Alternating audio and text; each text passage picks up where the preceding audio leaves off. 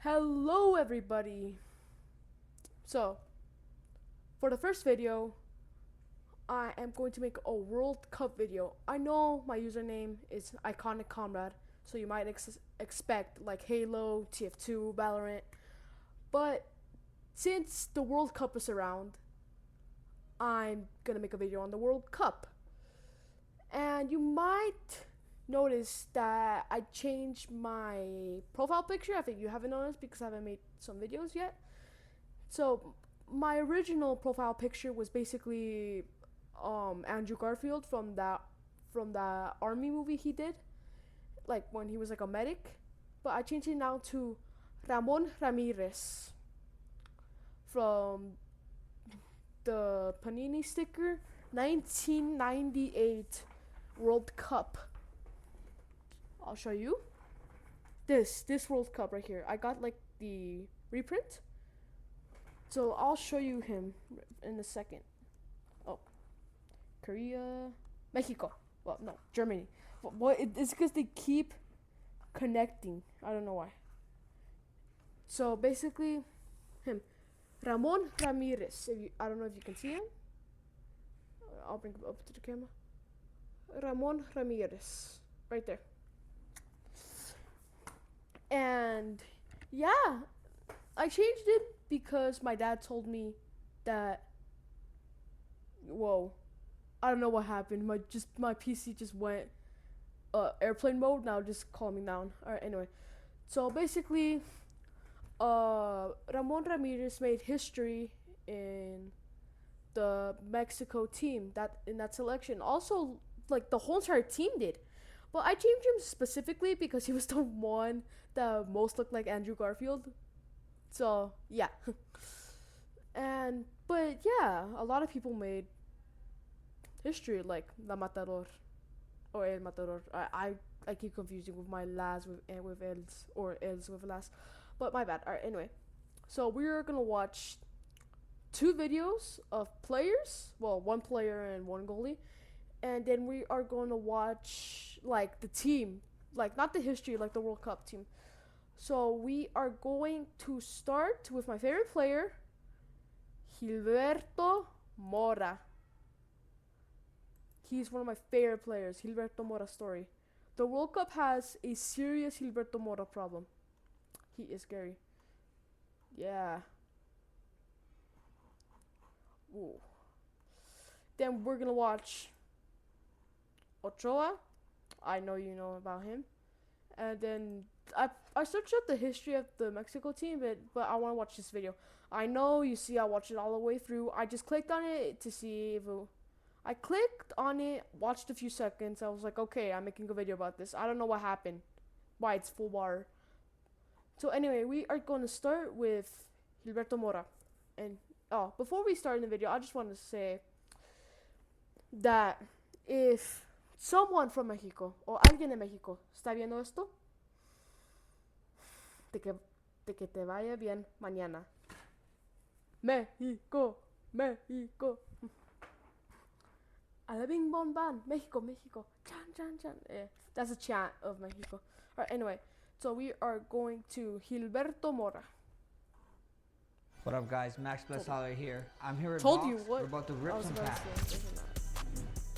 Mexico have a player who is not normal, and under the spell of Gilberto Mora, a 17-year-old kid who plays like he has already seen football 10 years into the future, this Mexican national team might genuinely have a chance to do something it has never done before at a World Cup. Oye, Gil, ¿y si sí? ¿Y por qué no? ¿Y por qué no? Sí, no. Nosotros vamos a darlo todo para alcanzar el objetivo que tenemos. Because Gilberto Mora sees things other players simply cannot see. He plays passes before the space even exists. He receives the ball like the pressure around him is happening in slow motion. And that left foot looks like it belongs to a generational talent. But the most ridiculous part is not just the quality, it is the age. Gilberto Mora Jr. has now become the youngest player ever to start a match for the Mexican national team at 17 years and 253 days old, surpassing Manuel Rosas, who held the record at 18 years and 87 days. And it gets even crazier. The club Tijuana Wonder Kid also became the youngest player to start a World Cup match since Nigeria's Femi Opabunmi, who did it at 17 years and 101 days back in 2002. So we are not talking about normal hype here. We are talking about historic precocity. Simón, con 17, iba a tener planteamiento. Yo lo tengo perfectamente. Quiero decirte que Mateo, Obed, Gil, tienen 20, 21, 19, 17, yo qué sé. Pero más allá de eso, están preparadísimos. Mora Jr. keeps breaking records like Yeah, and he was a prime in Tijuana Cholos. Look, I'm gonna pop up a clip of him doing a header. So, Club Tijuana.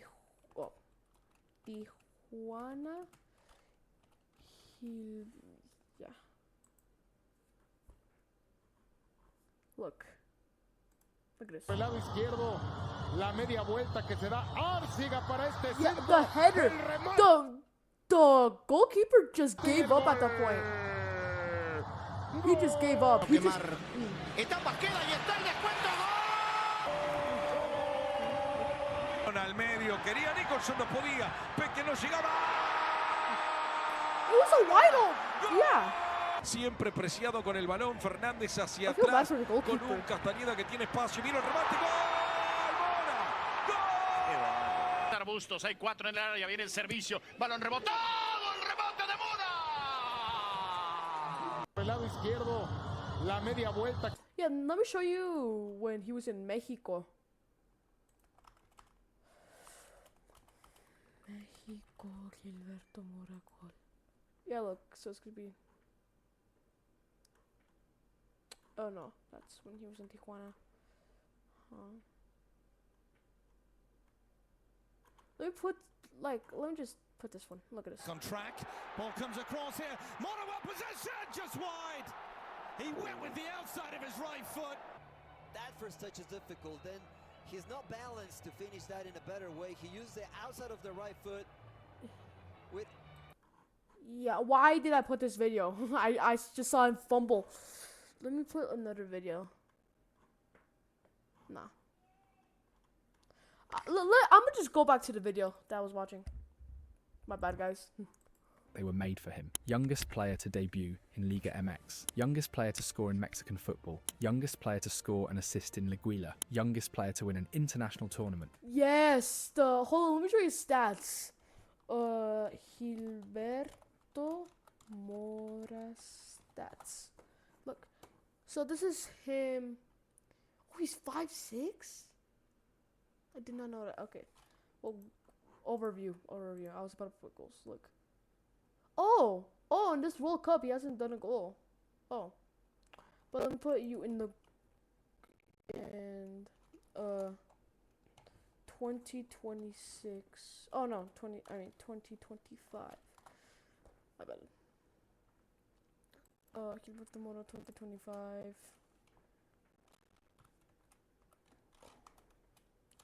Overview.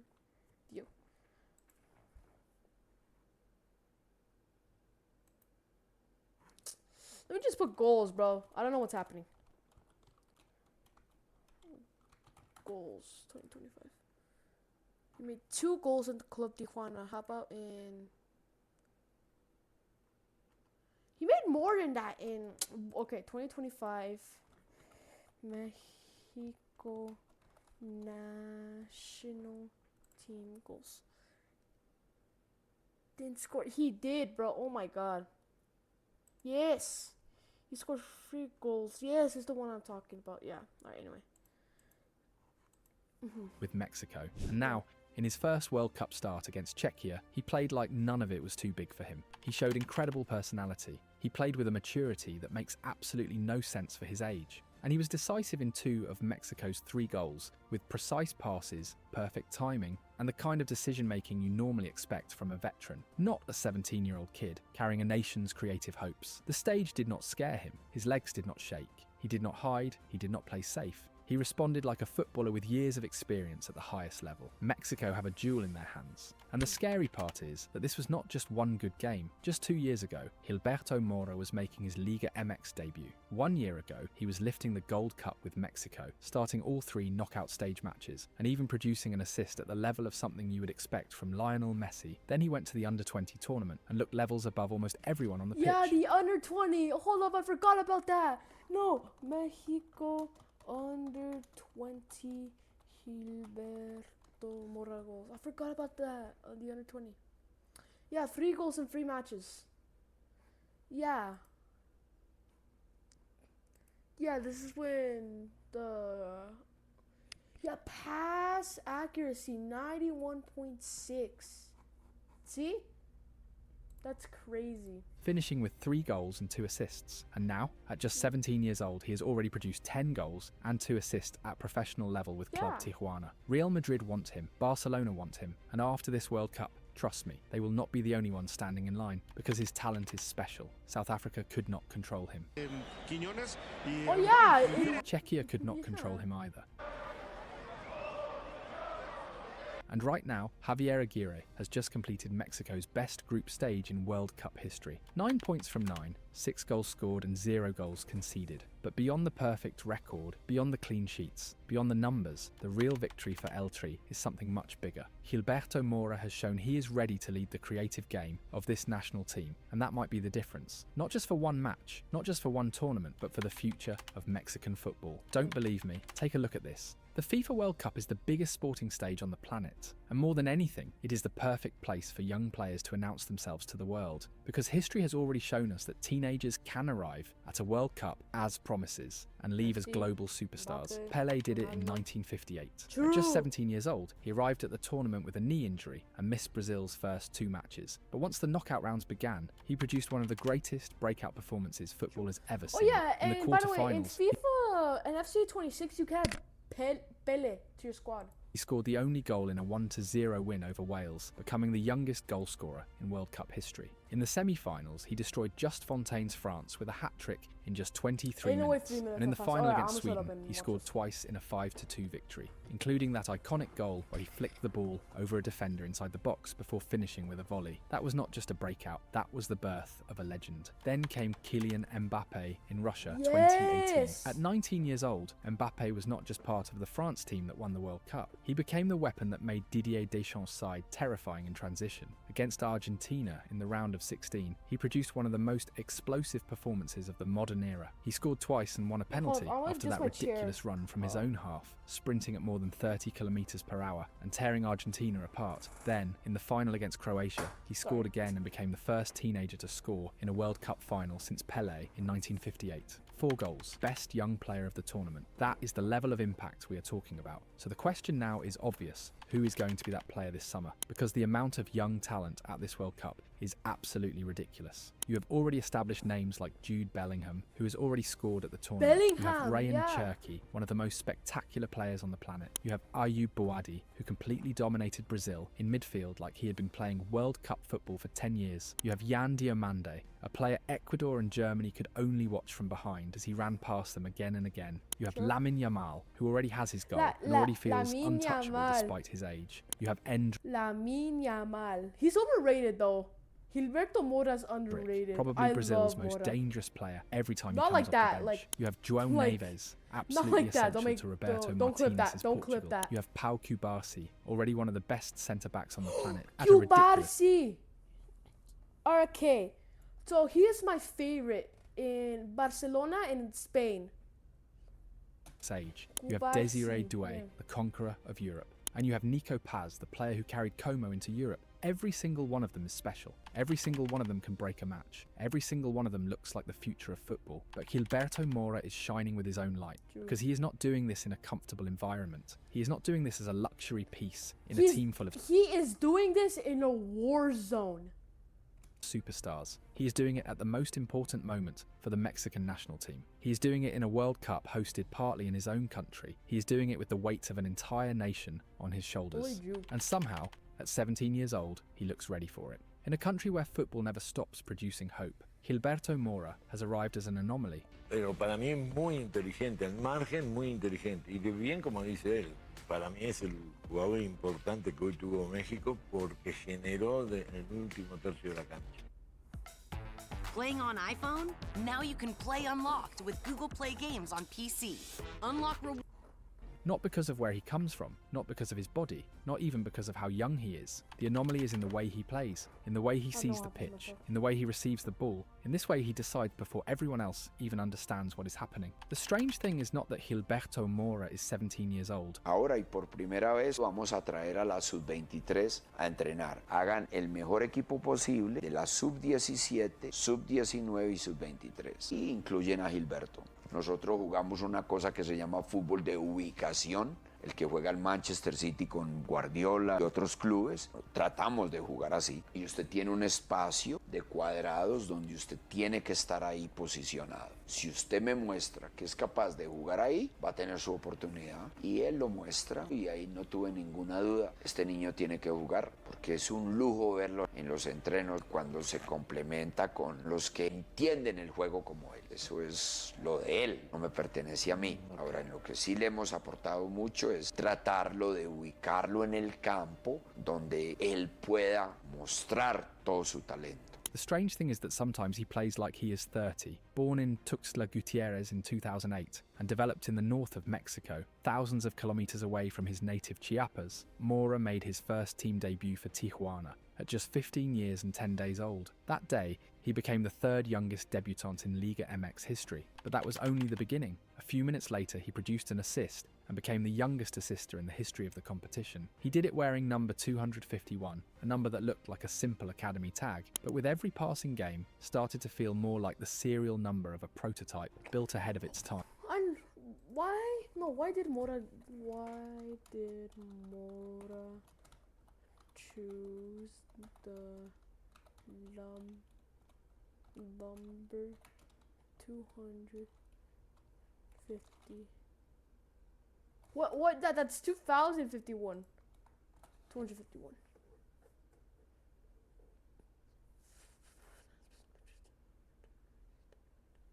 Oh, okay. Just 1 year before that debut, Mora was still collecting minutes in youth football. At 14, he was already playing with Tijuana's under-19. In 2024, he played 826 minutes in the Apertura, 39% of the total available minutes, and then 54% in the Clausura 2025. Those numbers are already ridiculous for a teenager, but the impact was even bigger. Youngest goal scorer in the history of the tournament, starter in a Gold Cup semi-final, decisive assister to reach the final, and not just any assist. Against Honduras, Mora produced the kind of pass that only special players can see. First, look at the movement. He scanned the Honduran mid-block, identified the exact gap the opponent left, attacked it perfectly, and received the ball into space. But it was not just physical. Mentally, he was already one step ahead. With one movement, he left his marker behind. Then came the magic. Mora saw a passing lane when nobody else could see one, and slipped the ball perfectly into Raul Jimenez, who finished the move for a brilliant goal. That is the thing with Mora. The records are impressive, but the real shock is his ability to play at the rhythm of big nights. In the Gold Cup final against the United States, with the stadium waiting to see if the kid would finally feel the pressure, he played with a 93% pass accuracy. No nerves, no unnecessary tricks, no panic, no mistakes. And by winning that tournament in 2025, at just 16 years and 265 days old, Gilberto Mora became the youngest footballer ever to lift an international title with Mexico. His status as a clutch player is becoming undeniable. Every big night, he appears. At the 2025 Under-20 World Cup, Mora looked like the best player on the pitch, even though he was 2 years younger than many of the opponents around him. Against Brazil, he rescued Mexico late with an assist in the 85th minute. Then came his masterpiece against Spain. His first goal showed extraordinary composure. He received inside the box and calmly finished past the goalkeeper, like the pressure did not exist. Later in the same match, with Mexico desperately needing a result, Mora I know this is off topic, but the quality stepped up again. Minute 85. A perfectly struck volley, another equaliser, another rescue mission, another reminder that he has one of the hardest skills in football. First time finishing under pressure. That goal kept Mexico's qualification hopes alive after 2 draws in their opening group. I know that I love Mora. I love him. He's my favorite player. But I just wonder how bad the goalkeeper is, because the ball just rolled. Like, not an intense speed, just a normal kick, and somehow he didn't catch it. That is just crazy for the goalkeeper. Matches. Then, in the round of 16, Moura produced another moment of pure quality. He controlled a long pass from midfield with his first touch, immediately became the provider, and laid the ball perfectly into the path of Tahiel Jimenez, who finished clinically. 5 goal contributions, 5 matches, and somehow, what he is doing at the World Cup feels even bigger. In his first World Cup start, he played like the most experienced player in the Mexican national team. 1 pre-assist, 2 key passes, 1 shot, 18 carries, 31 touches. It took him a little while to get into the game, but once he found his rhythm, his passing started to dismantle Czechia. In a football world that keeps getting faster and faster, Moura makes the ball run without needing to sprint himself. He starts from the left, cuts inside on his stronger right foot, combines in tight spaces, touches only when necessary, and carries the ball when the situation demands it. He is not a high-volume player, but when he touches the ball, the game becomes organised. When he carries, he drags defenders. When he turns, space appears. And that is exactly what happened against Czechia. Beyond the numbers, there are details that make his profile even more special. One thing he showed against Czechia that cannot be ignored is his ability to receive with his back to goal and turn in seconds. Every ball that reaches him has one intention: go forward. Mexico has almost never had a midfielder like that. In world football, there are very few players who think that way, and that match also showed something even more important. Moura is becoming the true conductor of El Tri. He drops to connect with the midfielders. He drags markers. He accelerates from interior zones. He breaks lines with his carries. He is not just a forward or a wide player. He is an enganche who decides how and when Mexico play. And when he receives in the number 10 zone, that is where the real magic appears. The speed with which he sees the opportunity and executes the pass is elite. Just look at the passes he produced against Czechia. First, the wall with Piojo Alvarado that broke the opponent's final line. Then the filtered pass to Romo, leaving him alone. It does not matter where Moura receives the ball, he will find the gap. His scanning gives him a 360-degree picture of the pitch, and because of that, he almost always makes the right decision. Moura thinks the game through, passing and carrying, and Mexico's second goal proved it. Gilberto picked up the ball from his own half, eliminated opponents with one movement, carried at a controlled rhythm, scanned the field, and saw Jorge Sanchez attacking the space behind the defensive line. Then he played the pass into the perfect zone between the defence and the goalkeeper. It was the kind of pass only Gilberto Moura can play in this Mexican team. The rest became chaos, a deflection, a carom, a Mexico goal. But the origin of the move was Moura's brain. This kind of performance is not normal. Mexico has never had a player quite like this. His football IQ is different. His composure is bigger than the Azteca. And he showed it not only against Czechia, but also in his World Cup debut, when he dared to do what others would not. Against South Africa, he went to ground fighting for a ball in midfield, got back up, and immediately produced a back heel with total meaning into Piojo Alvarado, who then assisted Raúl Jiménez in a move that almost ended with a penalty. Again, it started with Morita. In 2 matches, he has already forced opponents into triple marking him, because if they do not, his magic destroys them. He is a brain that keeps breaking matches even when the legs start to fade. We saw it at the Under-20 World Cup. We are seeing it now. He can adapt and appear in any zone of the pitch. As a left interior in a midfield 3, he also shines. He controls tempo, gives pause, accelerates when needed, and presses with intelligence. That is why the question is no longer whether Gilberto Moura is a promise. The question is how far this can go. Football is never an exact science, especially with teenagers. But there are signs, strong signs. Moura has not just emerged through numbers and highlights. He has emerged through patterns of maturity that make no sense for his age. His ability to read timing, stay calm under pressure, carry the ball with purpose, and detect space makes him one of the most serious projects Mexico has produced in the last decade. Barcelona have already offered him a trial, Manchester City have watched him closely. Real Madrid are following him with serious intention. And honestly, it makes sense. There are very few players with that mix of reading, technique, and cold I wish he never goes to those clubs or just stays in Mexico.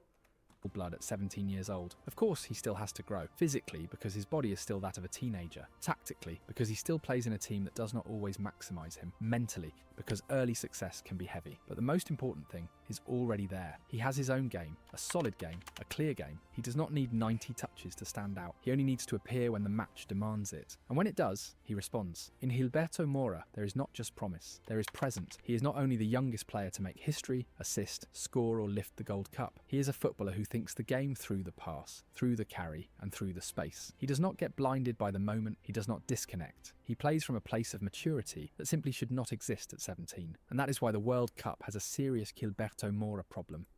Yep. Yeah, alright, ready? That is it. Good first video, to be honest. Now, Ochoa. This goalkeeper, this man, this legend has been through a lot of World Cups. Look, I'll search it up. How many World Cups has Ochoa played in? Played 4 World Cups. He was included for the 2006 and 2010 tournaments, but did not see any minutes. Ooh. Yeah. So, technically, he could have played 6, but he didn't show up.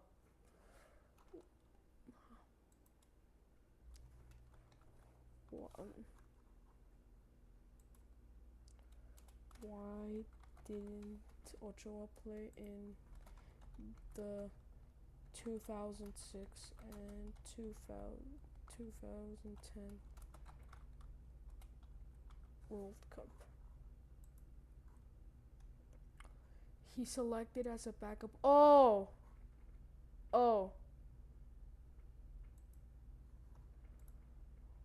Is where things start to not make sense. Yeah, Perhaps you don't know his name. Come on. He's Ochoa. But chances are... Oh, have you seen the Superman meme? The Superman Ochoa meme? You've seen memes about this guy before. Super Memo. Yeah. The biggest club he's played for is Club America, a Mexican team currently in the 19th ranked league in the world. But somehow, every 4 years, Guillermo Ochoa is the player football fans are most excited to see featured at the World Cup. On the big stage, he has denied strikes from players whose names would normally haunt defenders and goalkeepers in their sleep. Towards Neymar, good shot! What a save by Archer! Lewandowski, it's Robert Lewandowski going through. Penalty! He still saves it though. Here came the free kick, brilliantly stuck by Toni Kroos. But here is where things start to not make sense. For someone who's had more relevance than Thibaut Courtois in the last 3 World Cups, Guillermo Ochoa has remained under the radar in club football. As soon as the World Cup ends, the hype fades, and he quietly returns to club football, playing for mid-table teams and being totally ignored in conversations about the best goalkeepers around. It's what I like to refer to as the Ochoa paradox. How is this guy able to transform into prime Gianluigi Buffon for his country and remain unnoticed till the next World Cup comes around? To answer that, we have to go back to the beginning of his footballing journey. I've been building out my capsule wardrobe and recently bought this pair of black slacks. I needed some inspiration. As fine a goalkeeper as he is, Guillermo Ochoa didn't always want to play in that position. He originally wanted to be a striker. However, his youth team coaches didn't think he would make a good enough forward, so they put him in goal. After a few matches, they saw that he did better in that position, and he would later come to believe it himself. He excelled in his new role and later signed with Mexico's Club America, making his debut in the 2004 Clausura tournament at the age of 18. He only came on to replace the injured starting goalie, but he was so impressive that he won the Rookie of the Tournament award. He became the first choice goalkeeper after that, and in the following 2 years would win several trophies with Club America, including 2 consecutive individual Golden Glove awards for the 2006 and 2007 seasons. Things were also starting to look up for Ochoa on the international stage. In 2005, at the age of 20, he would get his first call-up to the Mexican national team. So it's 2005 and he's 20. He was born in 1985. Would also go on to make the Mexican squad for the 2006 World Cup. but he wouldn't feature, as he was primarily a backup goalkeeper. That's just sad. However, he kept building up his CV and reputation with performances with Club America. He became popular among Mexican football fans, which is why it caused an uproar when the national team coach, Javier Aguirre, refused to make him the starter at the 2010 World Cup. He'd instead pick veteran goalkeeper Oscar Perez, citing his experience and leadership qualities as key factors in his decision. But that all changes. This would mean that again, despite making the squad, Ochoa was left without an appearance at the World Cup. Mexico crashed out at the hands of Diego Maradona-led Argentina, and Ochoa had to wait another 4 years to make an appearance at a World Cup. But when the moment finally arrived, he took no prisoners. Guillermo Ochoa's chance finally came in the 2014 World Cup in Brazil. Mexico faced off against Cameroon in their tournament opener, with Ochoa keeping a clean sheet in their 1-0 victory. But it would be his second match against hosts Brazil that he would announce himself to the world. On June 17th, No, actually, so let me tell you a little story. So in 2014, my parents went to Brazil, and that's where they got married. Well, not married, but that's where my dad proposed. But the thing is, during that trip, my aunt got sick. She got food poisoning. So my mom had to return to Mexico. So my dad and mom both live in Mexico. But my mom had to return. My dad had to stay. And somebody invited him to that game right there. The 2014 Mexico contra Brazil game, because they had an extra ticket. And then the day after the match, he went back with my mom. And unfortunately, my aunt died. But she's in heaven now. Yeah. 2014, at the Estadio Castelao in Fortaleza, the game between Brazil and Mexico took place. The Brazilians came into the match with so much confidence, after showing their credentials, with a dazzling 3-1 victory over Croatia in their opening match. They had made themselves favorites to win the tournament and were expected to make light work of Mexico.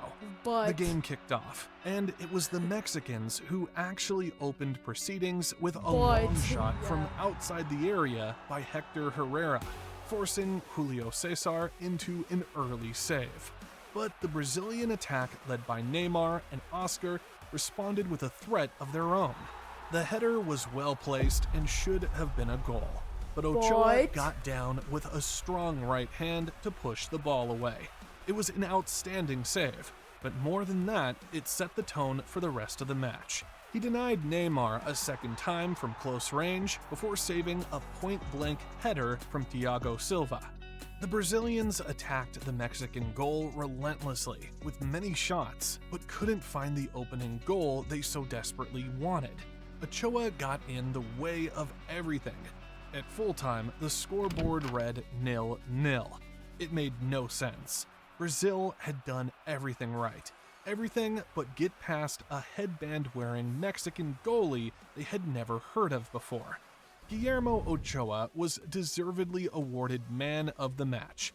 The reaction off the field was immediate, with spectators and pundits singling out the goalkeeper's performance, describing it as one of the finest ever seen at a World Cup. Mexico would go on to beat Croatia in their final group game 3-1 to qualify for the knockouts. Next up, they faced the Netherlands in the Oh, no era penal. Oh my god, no, not this. No era penal. Oh my god, no era penal. No, not this. Round of 16, where Ochoa once more put up a noteworthy performance. Mexico opened the scoring through Giovanni Dos Santos at the start of the second half, With Ochoa, they looked to hold on to the lead and see out the game. He made an incredible save from Stefan de Vray's volley off an Arjen Robben corner kick. He would then stop Robben himself after he made a dazzling run into the box. Ochoa was on his way to almost single-handedly helping Mexico qualify for the World Cup quarterfinals for the first time in 28 years. However, the Europeans would eventually get the equalizer, beating Ochoa in the 88th minute through a Wesley Sneijder strike. The Dutch would score another goal soon after, this time from the penalty spot, shattering Mexican hearts in the process. There wasn't much Ochoa could have done to prevent the goals and Mexico's elimination, but he had shown again to the world that he was born. If you didn't know, that penalty, that match, before like the... So basically, I'll show you. No era penal meaning. Yeah. Oh no. Yeah. During the round of the 16 match between Mexico and Netherlands, the game was tied 1-1 in the final minutes. Dutch forward Arjen Robben drove into the penalty box and threw in. Yeah. The referee awarded a penalty to the Netherlands, which converted, ultimately eliminating Mexico. Probably highly fucked the call. Yeah, he flopped to sell the call, basically. For the so in fact, it wasn't penalty, but they did penalty anyway. Stage. And one would be forgiven for imagining that after such a showing at a World Cup, European heavyweights would scramble for his signature. But surprisingly, the reality could not be farther from that. He returned to club football, moving from French Ligue 1 side AC Ajaccio to Spanish La Liga side Malaga that summer. In La Liga, he would go on to play second fiddle to first-choice goalkeeper Carlos Kameni, receiving limited minutes and making a meager 19 appearances over 2 seasons. Ochoa then joined Granada on a season-long loan in the 2016-2017 season and would go on to play every minute of their season, although they would be relegated at the end of the season after managing only 4 wins. After an unimpressive stint in Spain, he moved to join Belgian side Standard Liège on a 2-year contract in the summer of 2017. The World Cup rolled around a year later, and football fans didn't know what to think of the spectacular Mexican goalie they'd seen in 2014. After the tough few seasons he had at European clubs, many fans now saw him as a one-tournament wonder and weren't particularly looking forward to seeing him play. But when the matches kicked off, Guillermo Ochoa picked up right where he left off 4 years ago. Mexico faced Germany in its first match of the tournament. Despite not showing some of the incredible reflexes and top-class saves he had used to announce himself in 2014, Ochoa was well positioned to stop all the 9 shots the Germans had at his goal. It was a professional showing that led his side to a 1-0 win over the Germans after Hirving Lozano's 35th minute strike. In the second game match against South Korea, he made a crucial stop in the 22nd minute of the game from a header, diving to tip it over the bar and keep the score level. He would go on to make other interventions after Mexico took the lead through a Carlos Vela penalty, one of which involved coming off his line to push the ball away for a corner. Mexico won the match and was once again through to the round of 16. They'd meet Sweden in their final group match, and Ochoa would concede 3 goals in that game, probably because he and his teammates had their heads in the next round already. The knockouts brought Brazil a repeat of the 2014 matchup, and Ochoa would come alive once more. He made important stops to deny Neymar and Gabriel Jesus in the first period to keep the score level at halftime. In the second half, he made another good save on a Philippe Coutinho effort. At this point, the Brazilians were getting frustrated, and it felt like deja vu. Was he about to pull off what he did in 2014 and this time knock the Brazilians out of the World Cup? Unfortunately, not. The Brazilians would open the scoring from a brilliant move where Neymar and Willian combined to open up the Mexican defense. Ochoa was left with no chance, and the momentum of the game had suddenly tipped in Brazil's favor. They'd go on to add a late goal to knock Mexico out and advance into the final 8. For Ochoa, this was another excellent showing at a World Cup, building on the heroics he showed in 2014. But in the end, it didn't change much, if anything at all, for his club career. He'd go back home to Club America after 2 years with Standard Liège and would return to Europe for a brief stint with Italian Serie A side Salernitana. Naturally, fans wondered what the deal was with Guillermo Ochoa. Why was he only world class at World Cups? Over time, a theory was developed by football enthusiasts. Guillermo Ochoa wasn't just another goalkeeper. He was a goalkeeper for the big stage, a World Cup goalie. As silly as that might sound, it does start to make sense when it's explained in detail. Ochoa is a player who rises with pressure and feeds off the chaos and adrenaline that comes with the World Cup. It's a short tournament where form in the moment matters more than consistency. It requires primarily pure instinctive and survival football, and Guillermo Ochoa survives better than anyone in moments of absolute pressure. He reminded us of that with another moment of brilliance in the 2022 World Cup. Many assumed his best days were behind him. In a match against Poland, the Poles had won a penalty after a VAR check.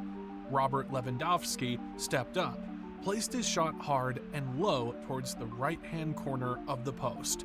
Ochoa guessed right with a strong left-hand save, parrying the ball to safety and reminding everyone once again that the World Cup version of Guillermo Ochoa was still around.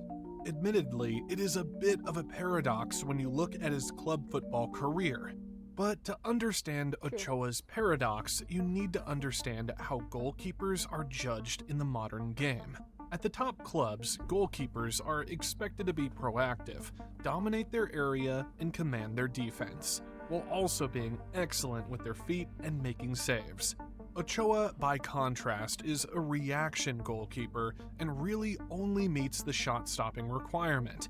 He thrives when his defense is under siege, when he faces high shot volume, and when he is forced into constant reflex saves. This makes him perfect for underdog teams and tournament football matches, where survival is the goal. But at elite clubs, his lack of aerial dominance, distribution under pressure, and command of his box become more visible. One can see that while he could look world-class for 90 minutes in a World Cup game, he didn't really fit the profile of what top clubs wanted from their goalie week after week. So, will Guillermo Ochoa be remembered as a goalkeeper who never shared the locker room with the Lionel Messis and Ronaldos of this world? I say he will always be remembered as the goalkeeper who showed up when the world was watching. Guillermo Ochoa never lifted the UEFA Champions League or featured in the competition for that matter. He may never be mentioned in debates about the greatest goalkeepers of his generation, but every 4 years, when the biggest stage is set, he puts on his gloves and does what only a handful of players can do. His legacy will serve as a reminder that football is as much about moments as it is about consistency. Sounds counterintuitive, but that is why we love it and call it the beautiful game. Few goalkeepers can boast to have owned moments like Guillermo Ochoa, because when the pressure is highest, he's the one goalie everyone expects to thrive. He last made the Mexico squad in the CONCACAF Gold Cup, held in the summer of 2025, after which he lost his place in the team. It comes as no surprise, as he's now 40 years of age. He recently signed with Cypriot First Division club AEL Limassol in a bid to get minutes under his belt and prove he can still perform at the highest level as he aims for a record 6th World Cup appearance. What are your thoughts? Would you like to see him make a few more thundering saves at this World Cup a few months from now? Let us know in the comments below. Okay, what a good story.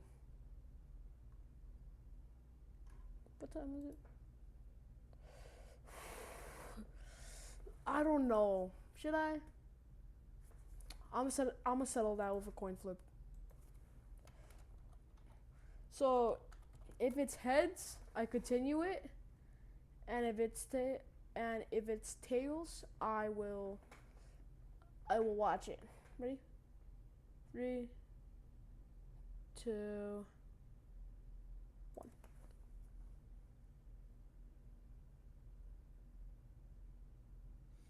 I kind of expected that because okay, no, let's retry that because when I first did it, it didn't. All right, let's retry this. 3, 2, 1. It's heads or tails. I'm gonna keep my word. I'm gonna watch it. Day in the life of a small PT studio owner. Top of my to-do list is check the candidates from our premium sponsor. Giving the ball away dangerously, very dangerously. Mexico might have just changed the entire conversation around World Cup 2026. Think about what we witnessed for a second. The nation that has spent 4 decades carrying the weight of expectation. The team that suffered 7 consecutive round of 16 eliminations, crashed out of the 2022 World Cup group stage for the first time since 1978, and arrived at a home World Cup carrying the pressure of an entire nation, just opened the biggest World Cup in history with a performance that looked nothing like the Mexico we've grown used to watching. 3 red cards in a single match, tied for the second most ill-disciplined game in World Cup history. True. A stadium shaking with more than 80,000 That fans. red card for Gonzalez was just for no reason at all. The first goal of the tournament scored by Julian Quiñones, the Saudi Pro League Golden Boot winner with 33 goals this season. Raul Jimenez, 6 years after a life-threatening skull fracture. Raul Jimenez. It's Raul Jimenez. That nearly ended his career, rising to score his first ever World Cup goal in his 4th World Cup campaign. And Gilberto Mora, a teenager born in 2008 and the youngest player at this entire tournament, stepping onto the pitch to one of the loudest roars of the night. But those moments are only part of the story.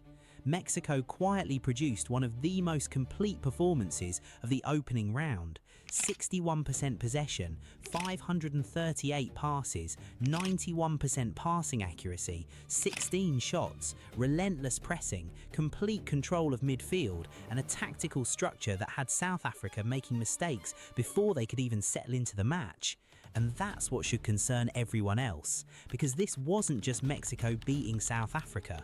This was a team playing with balance, confidence, identity and belief, something Mexican football has spent decades searching for on the World Cup stage. 1 match, 2 emotional goals, 3 red cards, 1 teenage phenomenon, and a nation hosting a World Cup for a record 3rd time, desperate to finally turn home advantage into history. Team that breaks one of the longest running stories in World Cup history.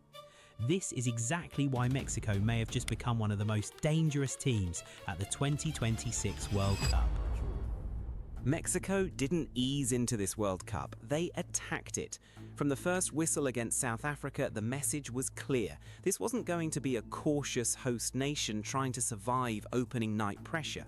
Mexico wanted the ball high, the game fast. So in this game, we missed the first goal. It's because I was coming back from my swim team, and my mom went to do her nails. And after the nails, we went go get Jack in the Box. But the thing is that after the nails, we missed the first goal. It's the first goal of the tournament. And the goal told you everything about what Aguirre's Mexico want to be. South Africa tried to play out from the back. Mexico didn't let them breathe. The press wasn't random, it was coordinated. The first line pushed the ball into uncomfortable areas, the midfield stepped up quickly, and Eric Lira was one of the key triggers. His pressure forced the mistake. Mexico recovered possession in a dangerous zone, and Julian Quiñones punished it immediately. That's why the goal was bigger than the finish. Quiñones scored it, but Mexico had already created it before the ball reached him. Pressing, positioning, timing, and aggression compressed into one moment. South Africa weren't beaten by individual brilliance, they were beaten by a collective idea. Win the ball early, attack. Saudi Pro League Golden Boot, 33 league goals, finishing above some major names in the race. He brought that sharpness directly into the opening match. Not just the finishing, but the readiness. His movement was direct, his reactions quicker than the defenders around him, and he looked like a forward who had been scoring every week because he had been. By half-time, Mexico had already shown this wasn't just opening night adrenaline. They were controlling rhythm, finding spaces, and attacking through pressure rather than waiting for South Africa to collapse on their own. The numbers backed it up. 61% possession, 16 shots, 530 nation performances can sometimes look like organised excitement without much control underneath. This one had both. Fidalgo kept the ball moving. Alvarado kept giving them threat from wide areas and between the lines. Lira gave the midfield bite. Quiñones gave the attack speed and edge, and Raúl Jiménez gave Mexico a reference point up front, someone to occupy defenders, link play and attack crosses when the moment arrived. South Africa's first red card after half-time, Sithole brought someone down near the edge of the area, only steepened the mountain, but Mexico were the better side before that. The dismissal didn't create Mexico's dominance, it confirmed South Africa's panic under sustained pressure. Then came the moment that gave the night its real emotional weight. 66th minute, Alvarado delivered the kind of cross strikers dream about. Early, accurate, inviting. Jimenez attacked it with everything that has defined his best years. Strong position, clean timing, decisive header. Goal. Mexico 2-0. And for Jimenez, it was much more than a second goal in a group stage opener. It was his first World Cup goal, his fourth World Cup squad, and somehow after all the years, all the matches, all the injuries, and all the pressure of carrying Mexico's number 9 shirt, that moment had never come before. When it finally arrived, it arrived at home in the opening match of the biggest World Cup ever staged, inside a stadium full of Mexican noise. That's why the celebration hit differently. Jimenez's story isn't just about persistence, it's about survival. In November 2020, playing for Wolves against Arsenal, he suffered a fractured skull in a collision with David Luiz. Emergency surgery. Doctors told him later it was a miracle he survived. He missed months of football, came back wearing protective headgear, and had to rebuild not just his match rhythm, but his trust in his own body. For a striker, that kind of injury changes everything. Heading the ball stops being a technical action and becomes memory, risk, instinct, courage, and course all at once. So when Jimenez rose in Mexico City and scored with a header, it wasn't just a football moment. It was the full circle of a career that nearly ended completely. There was another layer too. His father had passed away earlier in the year. On a night like this, in a moment like that, the emotion wasn't separate from the goal. You could see it in his face. This wasn't a player celebrating statistics. The header also moved him to 46 Mexico goals, tying Jared Borghetti for second on the national team's all-time scoring list, behind only Javier Hernandez. Again though, the number wasn't the whole story. The context made it powerful. South Africa's night continued to fall apart when Zwane was sent off in the 84th minute, reducing them to 9 men. Mexico also lost Montes in stoppage time, but the result had long been settled. The game was decided by Mexico's start, their pressing, and their ability to turn emotional energy into controlled football, rather than let the occasion swallow them. A 2-0 win over South Africa won't scare the elite teams by itself, but the way Mexico won should get people's attention. They pressed with purpose, controlled possession, created chances, had a forward in elite form, had a veteran striker finally delivering his World Cup moment at home, had the stadium behind them, and most importantly, looked like a team with a clear, functioning identity. South Africa looked rattled. Mexico looked energized. For the rest of Group A, that's the warning. Mexico didn't win this match through emotion. They won it through control. That's the detail that makes the South Africa result more significant than the scoreline alone. A 2-0 2-0 opening win is strong, but the way they built it tells you more. This wasn't a host nation riding the crowd, this was a team using the atmosphere without being consumed by it. When the game got tense, Mexico kept their shape. That balance is what previous Mexican teams have often lacked at World Cups. Mexico have rarely been short of talent, flair, speed, technical midfielders, forwards capable of big moments, but too often the team has lived between emotional surges and painful collapse. Start fast, compete with elite teams, produce iconic moments, then lose control when it matters. Against South Africa, this version looked different. Fidalgo was the calmest presence in the whole stadium, not there to make things dramatic, there to connect phases, receive under pressure, recycle possession, and stop Mexico from becoming too direct too quickly. In a match loaded with national emotion, that kind of midfielder is essential. He turns excitement into structure. Lira gave the midfield its bite alongside him, and his importance was obvious from the first goal. He pressed at exactly the right moment, forced South Africa into trouble, and helped create the turnover that led to Quiñones scoring in the 9th minute. That's okay. Sorry. Okay. Not bad for a first video. That is not bad. So, hope you enjoyed this video. Like and subscribe, and welcome to the channel. Mexico. Oh no, wait, hold up. No, I keep getting confused. Mexico. Yay. What do you think of this jersey? It's great, isn't it? Yeah, it's great. Alright, bye guys.